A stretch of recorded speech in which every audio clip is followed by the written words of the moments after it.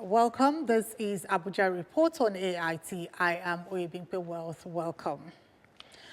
The Minister of the Federal Capital Territory, Barrister Nentom Wike, has warned us that striking workers of the Federal Capital Territory Administration to immediately resume duties or face sanctions following an order by the National Industrial Court, directing an end to the industrial action that has disrupted public services in Abuja for over a week. Speaking to journalists on Tuesday after the court ruling, Wike said the FCTA had no choice but to seek legal intervention, warning that any attempt to further disrupt activities at the administration secretariat will be seriously dealt with. The minister dismissed. The court has called us. If anybody dares again to block the gate, we use the person as scapegoat, because you must obey the law. We're a democracy, we're not a military government.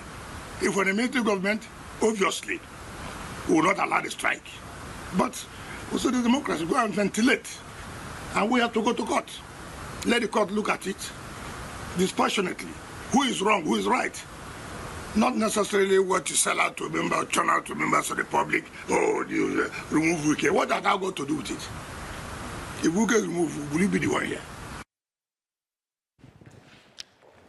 The minister dismissed claims that he was being chased by workers, clarifying that no one can intimidate the administration. Intimidate the administration, blackmail anybody. I had somebody say yesterday that workers were chasing me away. Where was that? I was in the office here. I finished working. At the time I came into the office, there was nobody at the gate. I left to the airport to see if Mr. President traveled to Turkey. Came back. So where are they getting this information if they are not blackmailers or who have been hired by politicians? The moment you don't longer act as a worker, you now work as a politician, then I face you. I will treat you the way politicians have been treated. Urged workers to recognize ongoing reforms, including the establishment of a civil service commission and major investment in infrastructure across the FCT. The minister said the FCTA had demonstrated commitment to workers' welfare, disclosing that over 12 billion had been approved for the payment of January salaries. He also pointed to reforms within the civil service, and an improvement in the territory's internally generated revenue, which is said had risen from 9 billion naira to more than 30 billion under the current administration. The National Industrial Court in Abuja has ordered workers of the Federal Capital Territory Administration to suspend their ongoing strike and return to work, pending the determination of the case before it. Justice Emmanuel Soblim gave the order while ruling on an application filed by the FCTA Minister Nentom Wike seeking to compel the striking workers to resume duties. The judge held that although workers have the right to embark on industrial action, such a right is not absolute.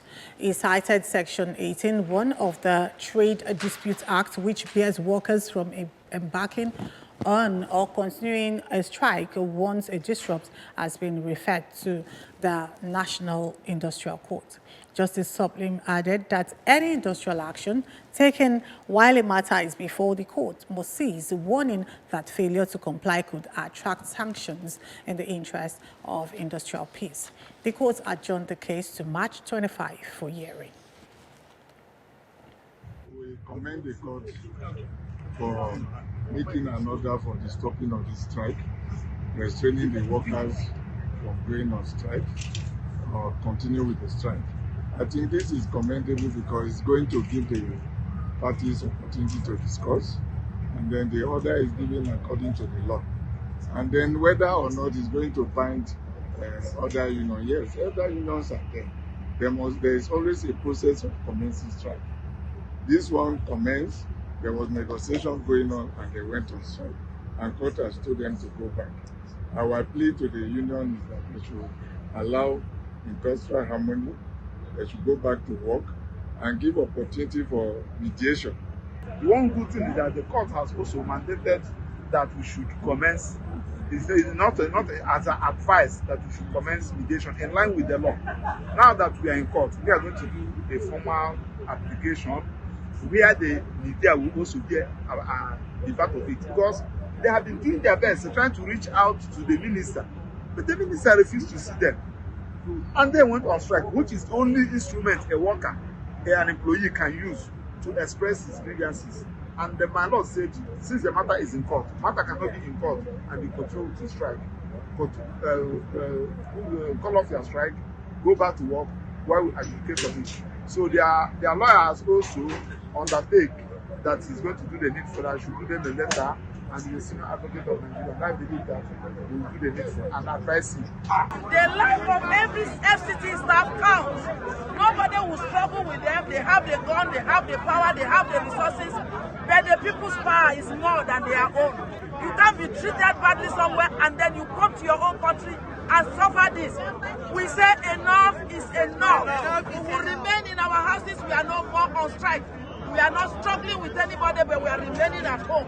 Thank you for standing strong with the union. FCTA workers under the Joint Union Action Congress began an indefinite strike on January 19, 2026 over 5 months of unpaid salaries, delayed promotion arrears, and poor working conditions. The action has lasted about 6 days. It is not true, the claim by the federal government that it made payment of 152 billion naira to members of the All Indigenous Contractors Association of Nigeria, ICAN. So says the National Secretary of ICAN, Babatunde Sheun, during a press conference in Abuja.